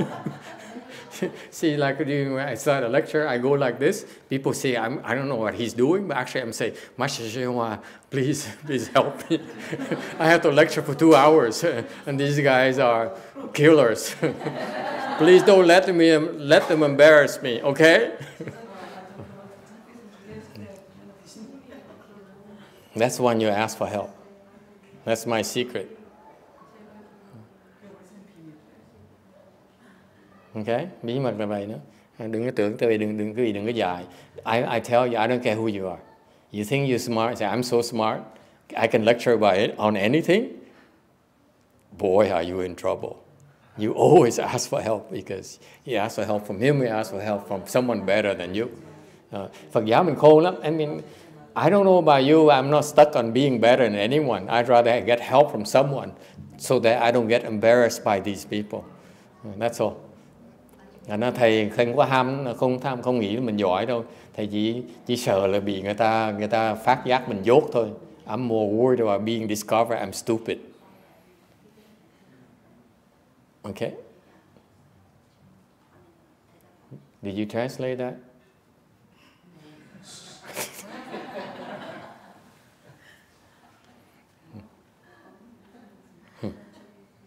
So what happens? What happens when the two ways that you ask why these great assemblies are successful, they're better, is number one, you practice the Dharma of the particular great monk. Thứ nhất á, cái nó có hiệu nghiệm là tại vì cái đại chúng nó tốt cho đại chúng, tại vì cái vị đang tu cái pháp đại chúng của cái người sư đó, như ngài pháp đại chúng ngài Tiên Hóa thì tự động được bảo vệ. So automatically you receive help. Automatically, tự động. Excuse me. Is that clear? Because what happened is that all these great Dharma hosts have their own retinues that made a vow to protect them and their great assemblies, okay, until Master YongHua becomes enlightened, becomes a Buddha. Tại vì ngài Tiến Hóa, trên độ ngài Tiến Hóa, ngài có những cái long thần hộ pháp, họ phát cái nguyện, họ nói là ngài Tiến Hóa sẽ tới ủng hộ tất cả những pháp của ngài Tiến Hóa cho tới khi mà ngài Tiến Hóa thành Phật. That's what they do. Okay? So it doesn't matter where anyone who practices Master YongHua's Dharma, that particular Dharma, they receive protection. Những cái người mà tu pháp ngài Tiến Hóa đó tự động được bảo vệ. Now you understand why in the hands and eyes you can only practice when it is officially transmitted. Bởi vì cái vị mới hiểu tại sao bên cái thủ nhãn mình, pháp thủ nhãn mình, cái vị chỉ có quyền tu khi mà được chính thức truyền mới được tu thôi. Why? Because without protection you cannot practice it. Cái vị không được bảo vệ, cái vị tu không được. It's not possible for you to practice without protection. That's why. So you can steal it. You can steal video. You can steal the booklet. You can steal everything. And if you don't receive transmission, you cannot get protection. You cannot practice it. It's impossible for you to practice it. Là những người ăn cắp những cái pháp đó mà không được truyền, mà tu gian, tu lén như vậy, thì tu không đi tới đâu hết á, chịu thôi. So you see, similarly, for a monk like me, okay, to transmit to you without authorization, my practice is gone, it's done, I'm done. Thành ra những cái người sư mà không được truyền, được pháp truyền, mà tự động đi truyền người khác đó, thì mấy ông sư đó là tiêu rồi, khỏi nói chuyện tu nữa. Can you see that? Okay, no protection, you're done. Không được bảo vệ là xong. Tu không đi tới đâu hết. Okay? There's no need to steal, không cần ở cắp. The secret Mahayana is for you to speed up your practice. You need protection, you need help. Thành cái bí mật trên Đại Thừa mình đó, là cái vị muốn tu tới nơi tới chốn mà lẻ đó thì phải cần được cái bảo vệ, cần được sự giúp đỡ. Ok? All Dharma, tất cả những cái pháp môn, niệm Phật, thiền, tịnh độ, mật tông đều phải được hết. Bên Đại Thừa mình như vậy. In Mahayana, this is our secret. We need protection. Whether you practice meditation, chant, whether you practice Pure Land, you practice tantras, you need protection. Vì tu thiền, tu mật tông, tu tịnh độ đều phải được bảo vệ.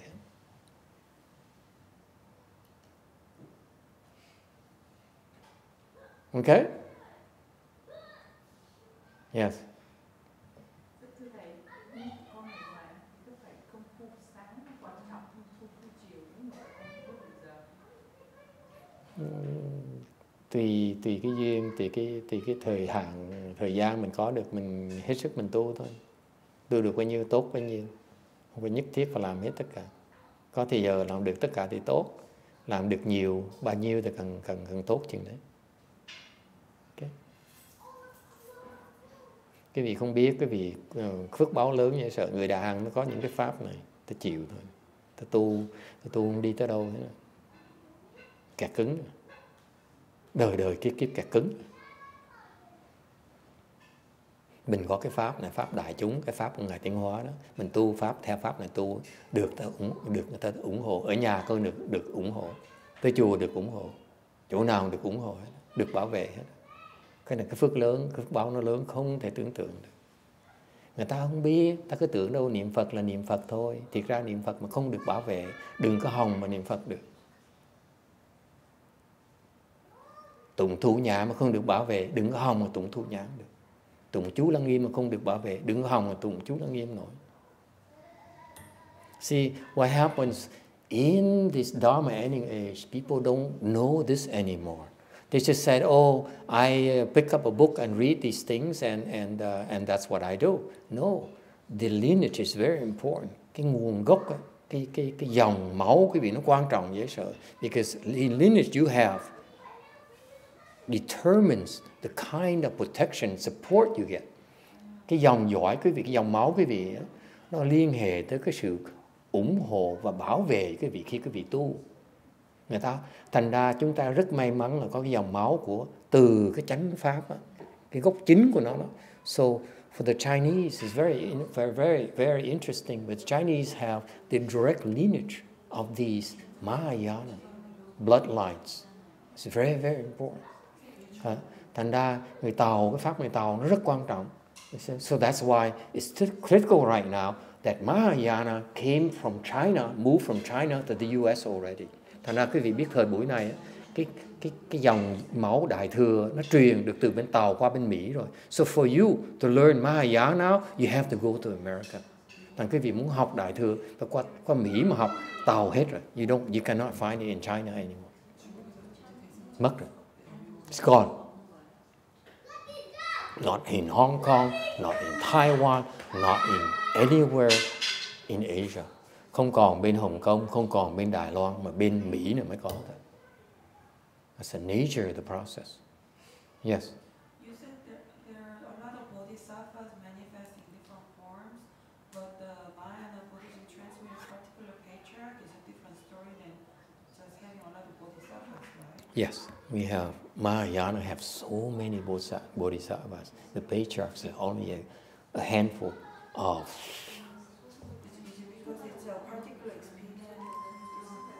Yeah, we have different. You have the question is says the patriarch are bodhisattvas. There's so many more bodhisattvas. How come?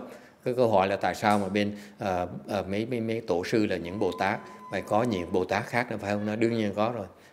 The reason being, I give you an analogy. Thầy cho quý vị một ví dụ. And Master Paul Myung will agree with this. Và thầy Đà Hằng sẽ đồng ý chương này. Okay. Anyone sees the movie? Có ai quay cine không? Yes? No? Chris, you don't go to see movies? So cautious. No faith. Không có cái lòng tin nhé. Just like James Bond is 007. There's 006, 005, 004, and 009. Okay? Giống như là James Bond vậy, là 007, còn 006, 005, 009. You see, there's many of these bodhisattvas. Each one is a different license to kill.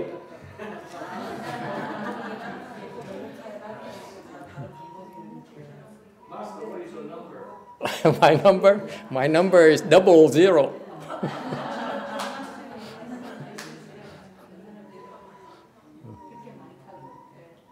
Okay, is that clear? In Mahayana, we have so many bodhisattvas. Bên Đại Thừa chúng ta nhiều Bồ Tát dễ sợ lắm. Okay, it's a matter of seeing what kind of affinities we have. We have great affinities with Master YongHua. This is why we here tonight. Chúng ta thì may mắn có cái duyên với Ngài Tiến Hóa. Okay. Vì vậy mà chúng ta có cái cơ hội mà tu cái pháp Ngài Tiến Hóa. Any questions? Yes.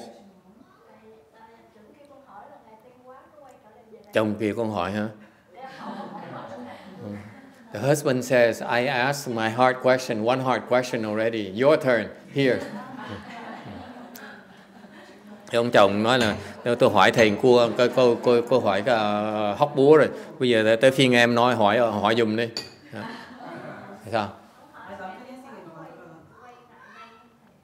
The question is, Master YongHua coming back?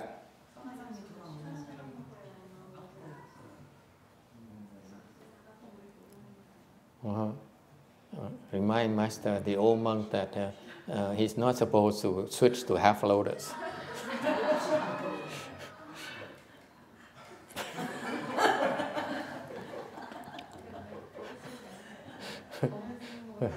Greater 70 Dharma, everyone sits in full lotus.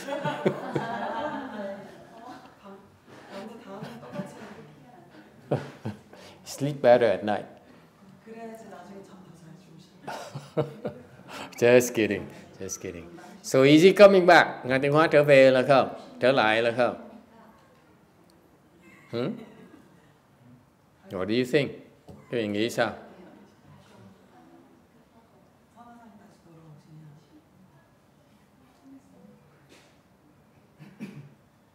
I don't know. I'm not him. Why do you ask me? Hỏi Ngài Tiến Hóa, hỏi thầy làm gì? You should go to his statue and say, Great Master, are you coming back? Are you coming back? Everyone says tell me a different story. Quỳ tới cái hình tượng Ngài Tiến Hóa mà hỏi. Hòa thượng có trở về lại không hòa thượng chứ còn cứ mọi người nói một cái chuyện khác nhau. Con có thấy cái câu hồi trước con chưa xuất gia con cũng tin cái lời nguyện của Hòa thượng. Nhưng mà tưởng đó là nguyện 14, 15 là sau này tôi nguyện là bất cứ ai thấy hình của tôi, giàu cho thấy hình tôi còn nghe tên tôi thôi. Tôi nguyện tôi theo tôi độ cái đó cái nào thành thật cho tôi. Mình phải tin như vậy. Rất thầy khờ thầy cũng tin như vậy. Bởi vì tao mới tức tao bị dụ tao đi xuất gia.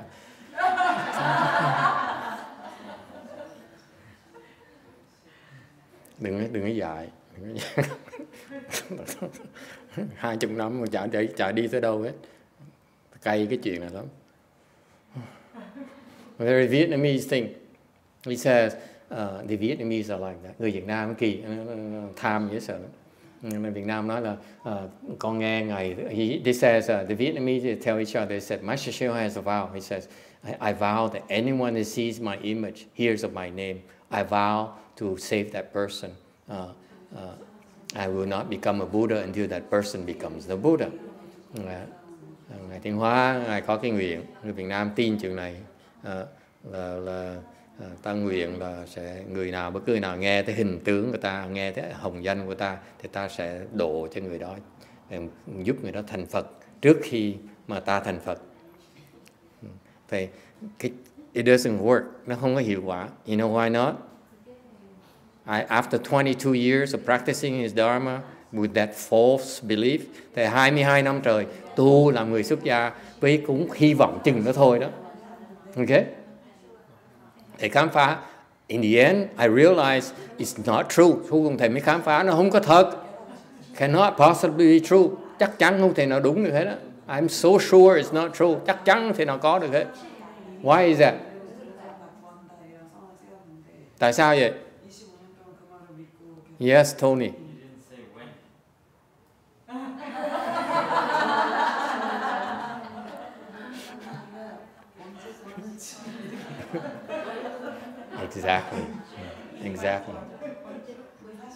Exactly.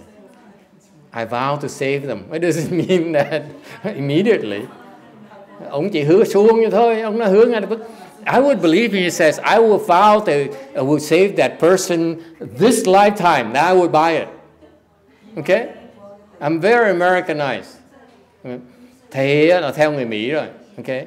Người Mỹ nói cứu thì cứu kiếp này, đừng có đợi, đừng có hứa với tôi kiếp sau bây giờ. Don't give me a false promise in next lifetime. Now.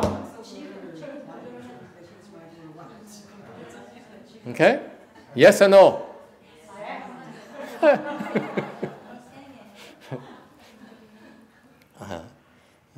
Another reason, lý do khác là sao? There's some people who hear this vow and then says, I don't need to cultivate anymore. Có nhiều người á, nghe được cái nguyện Ngài Tiến Hóa này, Ngài Tiến Hóa mình nghe tên Ngài Tiến Hóa là Ngài sẽ nguyện sẽ cứu mình như gì? Thôi mình tu làm gì nữa? I don't need to cultivate anymore. Phải không? Ngài Tiến Hóa cứu mình rồi, mình cần gì tu nữa?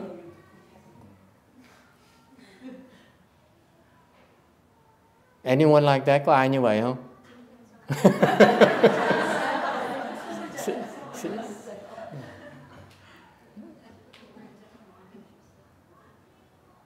See? That's why that vow cannot be true. Làm ta cái lời nguyện nó không thể nó có. Because there's some people who would never cultivate. He says, I don't need to do a thing. Thành có những người như vậy, họ biết như vậy. Họ nói là tôi hoàn toàn tin tưởng Ngài Tiến Hóa. Một vị đại Bồ Tát, làm sao mà lừa gạt mình được. Thành mình không cần tu nữa. Là Ngài Tiến Hóa chết ngắt luôn. Yes.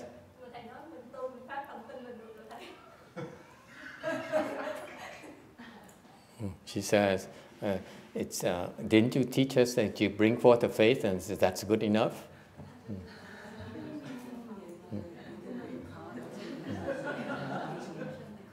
Yes.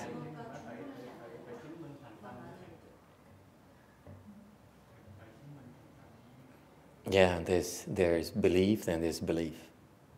I believe you. Yeah. Tin mà tin có trình độ tin khác nhau. Tin miệng. Okay? There's some people who say I believe you. Because they believe with the mouth. Okay? Yes, sir.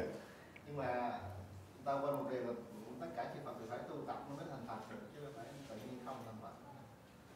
Không có đâu, mấy cái đứa mà nó lười đó. Mấy đứa nó lười đó. Kiếp này kể như là bỏ rồi. Đồ bỏ rồi. Nhưng để trong tương lai á, cái duyên nó tới để nó tự động, nó tinh tấn dễ sợ. Kiếp này là kể như là bỏ thùng rác mà. Chịu thôi. You see, it turns out, by the way, this is the truth. There's some people, the karmic obstruction is so heavy that they will not, no matter what, they will not cultivate. However, because of his vow in the future lifetimes, they somehow decide to cultivate vigorously. Okay? This is how it works. Ra kiếp này nó lười, thì kiếp sau nó tinh tấn. That's what happens. Okay? So there's still hope. Vẫn còn hy vọng như thường.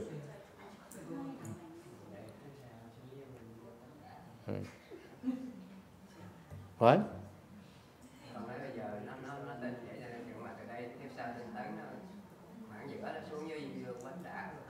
Khoảng giữa vậy, kiếp này nó lười nhưng mà để xuống Diêm Vương với giữa gì nữa. Ngay lập tức.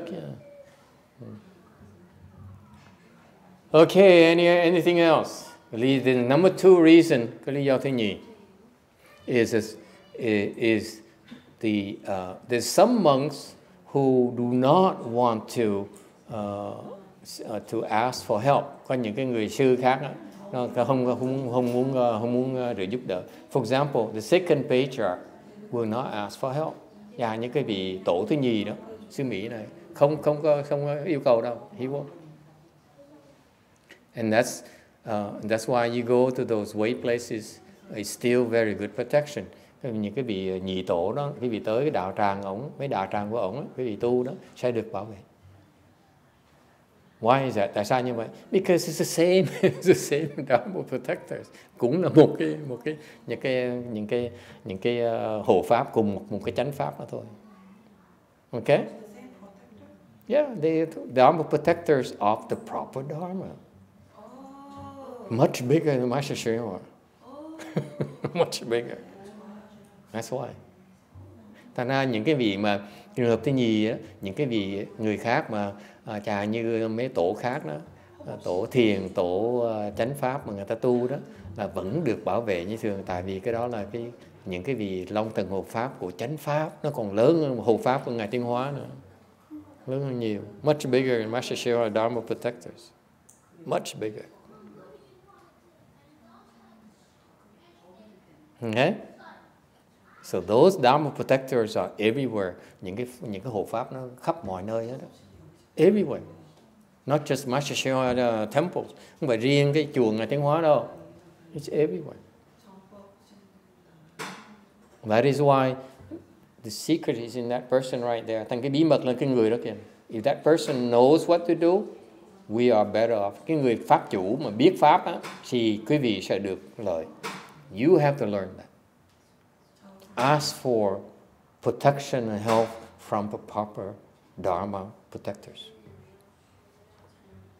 If you don't, you have all kinds of problems in your temple. Những cái người mà tu đó mà không đủ sức đó, thì phải biết xin hộ pháp tới ủng hộ bảo vệ cho mình. This should be part of the training. Đây là cái huấn luyện, phải cần biết cái chuyện này. If you have a temple, you need to be taught these things. Những cái người mà làm chủ chùa phải học những cái pháp này mới giữ chùa nổi. That's how they can hang on to the temples. I'm sure you're not trained, you're not taught. I know you're not taught. Okay? Because only in Mahayana do we train our people, in our lineage. Okay? Cái dòng này mới có cái này thôi.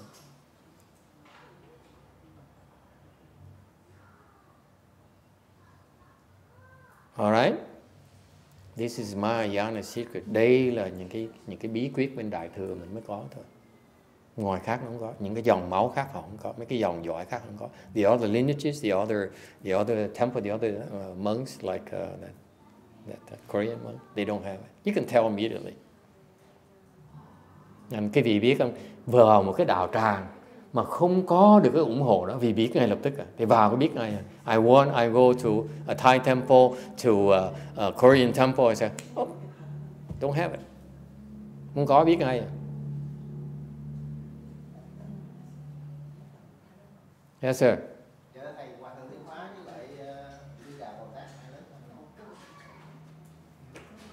Thầy không biết. Thầy chưa gặp Di Đà Bồ Tát.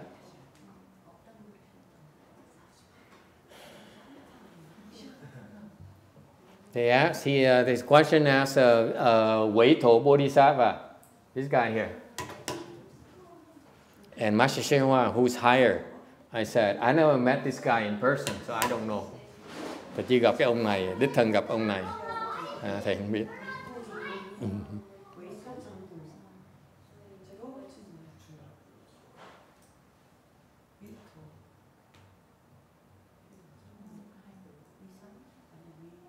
He's probably a Buddha already.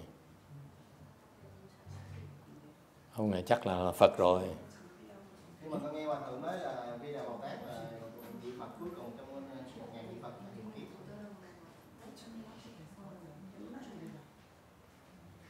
Sổ. Họ hiện ra, họ muốn hiện gì hiện thôi, không cần biết. Cái chuyện mà ông này làm á, ngoài cái sức này tiến hóa,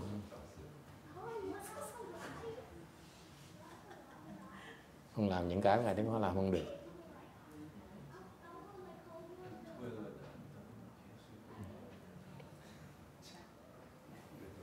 Thầy nghe ông nói tiếng Anh, nói nó hiểu, nó lộn xộn. Thầy có những cái chuyện này nó ngoài cái sức của thầy không dám nói nhiều.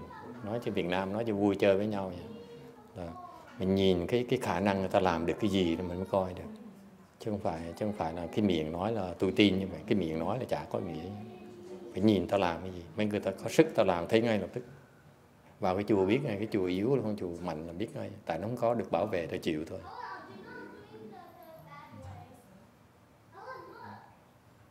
All right, questions? All right. Oh my God, 2 hours went by without saying anything important. 2 tiếng đồng hồ nói chuyện tầm ba láp không à. Final questions or comments? Okay, so in summary, this particular Dharma assembly is really, it takes a lot of blessings to be able to come and attend. Thành ra thật nói cái vị, mấy cái pháp hội như vậy phải có phước lắm mới tới được. Okay, and because of the reasons we talked about earlier in the evening, vì những lý do thầy vừa nói qua. Okay, so this is not to brag. This is không phải nói khoe khoang. This is to share my these secrets with our guests so that they understand there's a lot more going on in these Mahayana Dharma assemblies than meets the eyes. Nói cái này không phải khoe khoang, nói để mình chia sẻ cùng mấy cái vị khách tăng ni này á, cho biết là cái bên đại thừa chúng ta cái pháp á, nó có nhiều lắm mà phải được huấn luyện mới học được những cái pháp này, chứ không phải khơi khơi đâu. Okay. This is why that knowledge there actually came from that lineage. Là những cái đó nó từ cái mạch máu này, cái dòng máu này nó đi ra. So that is why personally I go and I ask, who is your teacher? Thành khi mà thầy đi đâu thầy hỏi thử là hỏi thử đó, ông thầy cái người là ai? I always ask, who is your teacher? Thầy ông là ai? Ông học từ đâu ra? Where did you learn this Dharma from?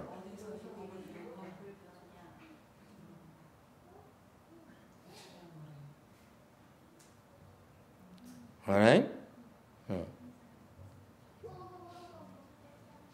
All right. Okay. You stop here tonight. Ngừng lại đây. Thank you.